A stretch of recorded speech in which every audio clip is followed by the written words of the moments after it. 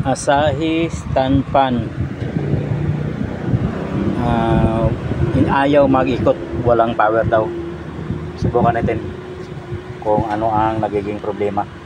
Ito yung power cord nya, tapos lagyan natin ng tester dito, yan o, dalawa. Tapos i-switch natin dito sa ano, number 1. So naka times 1 yan, hindi gumalaw yung ano natin, tester, kahit ikotin natin ulit dito. Yan, yan, hindi gumagalaw yung ano natin. Subukan natin yung ikotin yung blade nya kung malambot.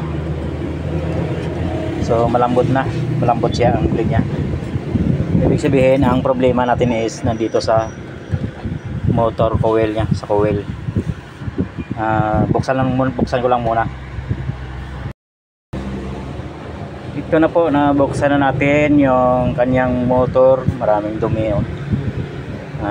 Ibig sabihin yan, hindi nakaranas ng bukas to. Tinignan ko lang dito kung sa anong kulay yung common nya mula doon sa plug. Ito lang kadalasan yung hanapin nyo, yung common papunta doon sa taas, papunta dito. So ang common nya is color gray na wire. Kadalasan ng ganitong nasisira mga electric fan is malambot yung blade nya, tapos walang continuity yung plug sa tester, walang continuity. Ibig sabihin yung thermal fuse natin doon sa loob is sira. So ang ginagawa ko dito, hinahanapan ko lang dito yung common, tapos dito yung kulay gray. Dito tayo maglalagay ng fuse papunta dito, thermal fuse dito. Magja-jumper tayo dito. Hindi na natin galawin yan, baka kasi kadalasan pag ginalaw natin may napuputol doon na coil sa loob, kaya lumalaki lalo yung problema.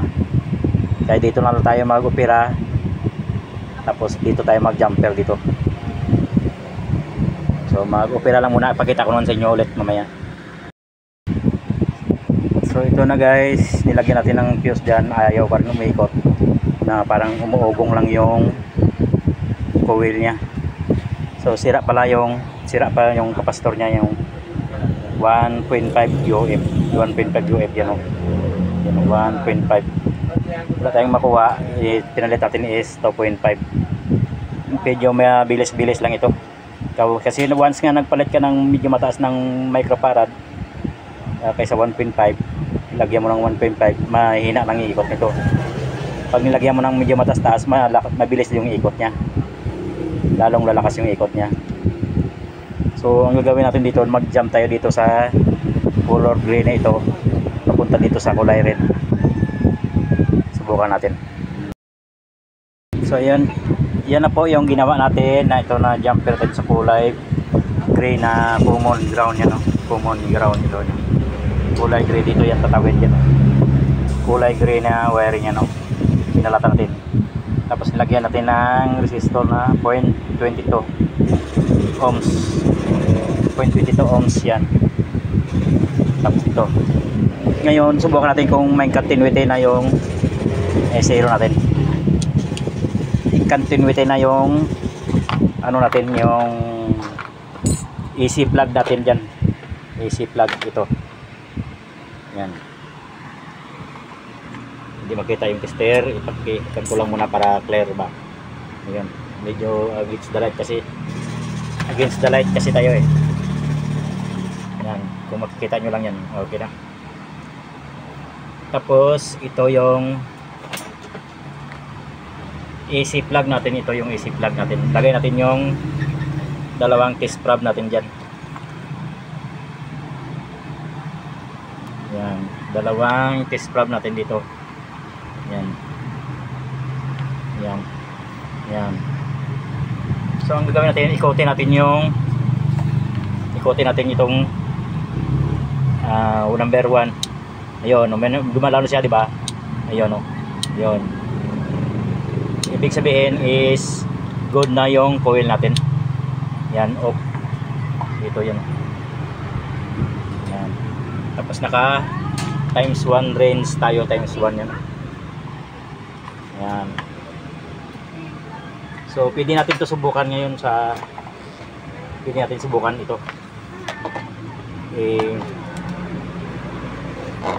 Yan. Pwede natin subukan kung good na yung motor natin, fan motor natin. Yan. Plug in natin sa 220. Yan. Naka zero na siya. Yan. Number 1. Yan. Umikot na siya. Bilis na ng ikot niya. Yan. So ibig sabihin good na yung natin, yung motor natin. Ang sira is yung thermal fuse doon sa loob at saka itong starting capacitor. Yan. Ano ko lang muna yan, balutin. Tapos i-close ko na rin. Subukan natin yung mamaya pag nakalagay na yung fan blade niya.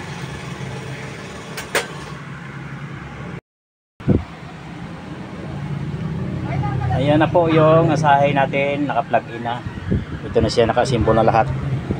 So naka-fix na lahat yung mga tapos nilagyan ko rin dito. Kasi wala din dito pagdating kanina. Switch natin sa number 1, yan o. Yan. Sobrang lakas. Kasi yung nilagay natin na capacitor is mataas-taas konti. At saka okay na rin yung rotate niya. Yan.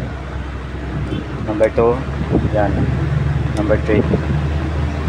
Yan. Napakalakas. So good na yung stand pa natin.